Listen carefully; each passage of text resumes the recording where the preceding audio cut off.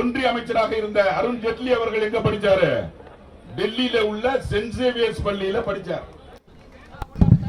இன்றைக்கு ஒன்றியத்தினுடைய அமைச்சராக இருக்கக்கூடிய பியூஷ் கோயல் அவர்கள் பாம்பேல இருக்கக்கூடிய டான் போஸ்கோ பள்ளியில படிச்சார்.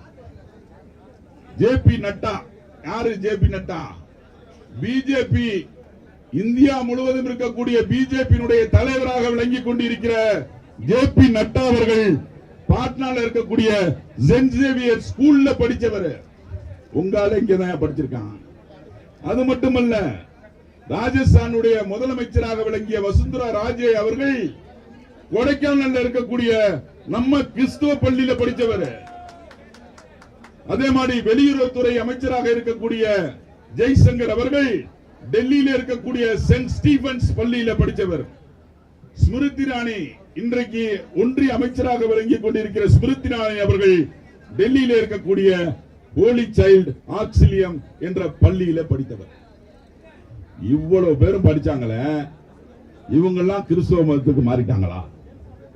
கவர்னர் அவர்களே, வாய்க்கு வந்ததை பேசக்கூடாது, வாய் கொழுப்பு எடுத்து பேசக்கூடாது. என்ன கேண்டோம்? எதற்காக இப்படி மக்களை தூண்டி விட்டு வேடிக்கை பார்க்கிறீங்க? இப்படி ஒரு ஓட்டு பிச்சை வாங்க வேண்டும் என்ற உணர்வு உங்களுக்கு இருக்கலாமா? எவ்வளவு பெரிய பதவி மேதக ஆளுநர் பதவி என்பது, எத்தனை உதவிகளை செய்யலாம்.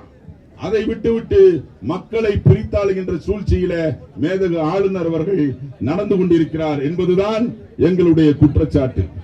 எனவே அன்பு தோழர்களே, நான் மீண்டும் மீண்டும் வைக்கிறோம். இன்றைக்கு பார்த்தீர்கள் என்று சொன்னால், நம்ம கிறிஸ்தவர்கள் இன்றைக்கு நேற்று கிறிஸ்தவர்களாக இல்ல. எப்ப நம்மெல்லாம் ஆங்கிலேய கிறிஸ்தவர்கள் அல்ல. நம்மெல்லாம் யாருடைய கிறிஸ்தவர்கள்? கொஞ்சம் சொல்லுங்க பார்க்கலாம். தோமா கிறிஸ்தவர்கள். இறைமகன் இயேசு கிறிஸ்துவோடு வளர்ந்து வந்த அவருடைய சீடராக இருந்த தோமா அவர்கள் எங்க வந்தார்? இங்கதான் வந்தார். எங்க இருந்து மறைபார்ப்பை சாட்டினார்? லிட்டில் மவுண்ட்ல. அங்கிருந்து எல்லா மக்களுக்கும் பறைசாற்றிய இன்றைக்கும் அந்த இது இருக்கு. அதே மாதிரி திருவாங்கோடு, மலப்புரம், கேரளால இருக்கக்கூடிய அத்தனை இடங்களிலும் அவரே கையால செய்த சிலுவை இன்றைக்கும் இருக்கிறது. சென்ட் தாமஸ் மவுண்ட்ல போய் பாத்தீங்கன்னா, சென்ட் தாமஸ் மவுண்ட்ல அவரே கையில கொத்திய அந்த சிலுவை இன்றைக்கும் இருக்கிறது. அவருடைய உடல் புதைக்கப்பட்ட இடம் நம்முடைய சாந்தோம் தேவாலயத்துக்கு பின்னாடி இன்றைக்கும் இருக்கிறது. அன்றைக்கே கிட்டத்தட்ட 10 லட்சம் பேர் கிறிஸ்தவர்களாக இருந்தார்கள் என்று வரலாறுகள் சொல்லுகின்றன. ஆனால் அதையெல்லாம் விட்டுவிட்டு இன்றைக்கு நம்முடைய ஆளுநர் அவர்கள் சொல்லுகிறார்.